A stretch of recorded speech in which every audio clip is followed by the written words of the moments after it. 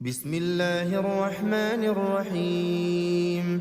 تبارك الذي بيده الملك وهو على كل شيء قدير، الذي خلق الموت والحياة ليبلوكم أيكم أحسن عملا وهو العزيز الغفور، الذي خلق 7 سماوات طباقا ما ترى في خلق الرحمن من تفاوت فارجع البصر هل ترى من فطور ثم ارجع البصر كرتين ينقلب إليك البصر خاسئا وهو حسير، ولقد زينا السماء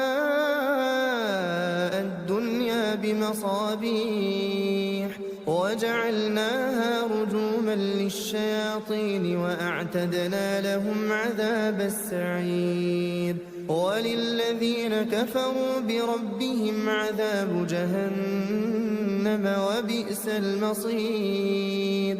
إذا ألقوا فيها سمعوا لها شهيقا وهي تفور تكاد تميز من الغيظ كلما ألقي فيها فوج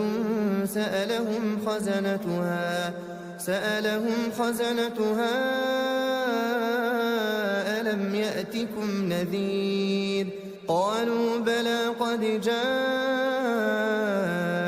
نذير فكذبنا وقلنا ما نزل الله من شيء إن أنتم إلا في ضلال كبير.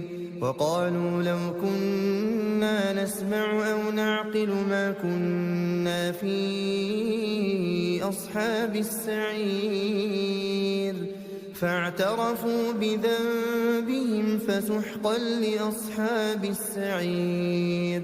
إن الذين يخشون ربهم بالغيب لهم مغفرة وأجر كبير.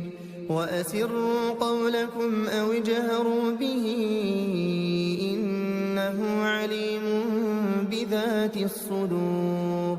ألا يعلم من خلق وهو اللطيف الخبير.